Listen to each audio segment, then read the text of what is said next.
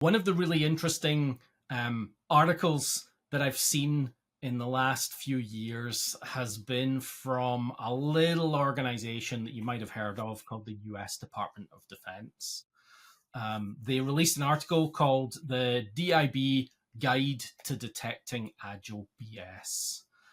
This was sent out to all of their procurement officers worldwide so that they could tell whether the vendors that they were hiring, because they're the procurement officers, right, were actually agile or were just making it up, right? Because one of the problems that they ran into was right at the start, they realized that when they switched over to agile procurement terms, so back in 2013, the US Department of Defense updated their main procurement terms to require iterative and incremental delivery of any product or system. When they moved to that model, their vendors just all immediately declared themselves to be agile, right? The next day, oh yeah, we're agile, we do it in an agile way. But most of them were lying. And something that I've found working with organizations, and I'm going to use the word that's quite dramatic, right? Most organizations that say they're doing agile are also lying, right? I'm being dramatic, but they kind of are. So the Detecting Agile BS article came up with a whole bunch of questions. It's totally worth going reading it.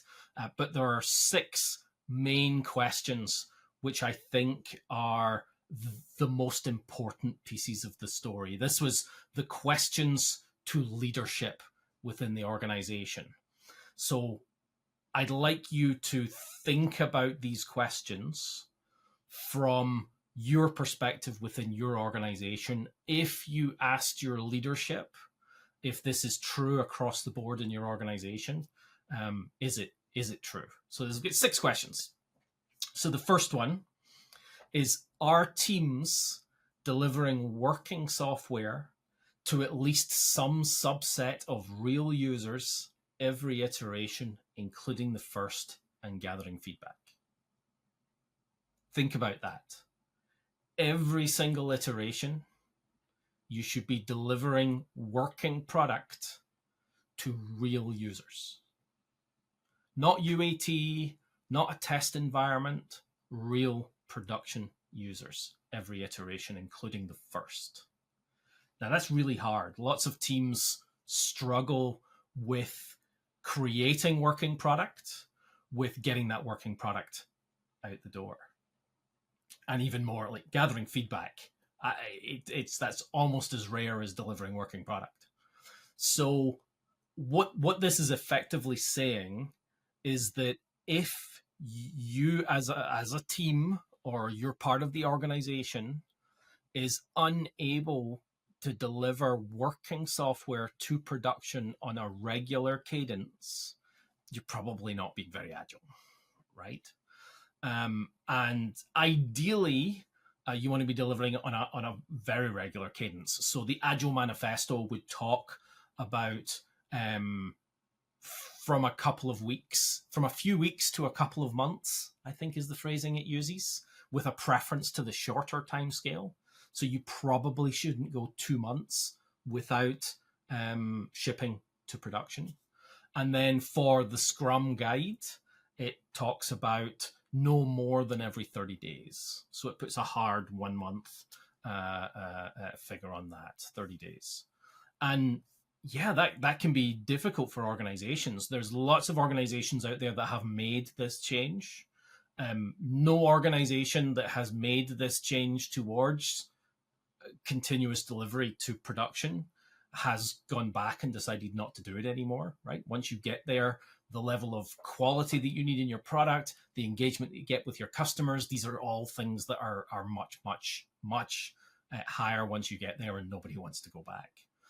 But getting there is difficult, takes time, investment in skills for your engineering teams, in skills for leadership, in changes to your business practices to make that in any way viable. but it is absolutely worth it. And even the US Department of Defense requires that their vendors are able to deliver working software to real users every iteration, including the first. If your answer to any one of these questions, or the answer of your business to any one of these questions, is no, we're not doing that, then I probably wouldn't consider that you're already in the agile space, right? You're not already agile. You might be working towards it and you might have put in loads of effort, but unless you can mark every single one of these 6 questions as, yes, we do this, this is how things work here, then we're still lacking, we're still trying, we're still working towards being agile. Now, this is just a litmus test dreamed up by the US Department of Defense, but they are probably the least likely place for you to expect something with this high a bar to have come from.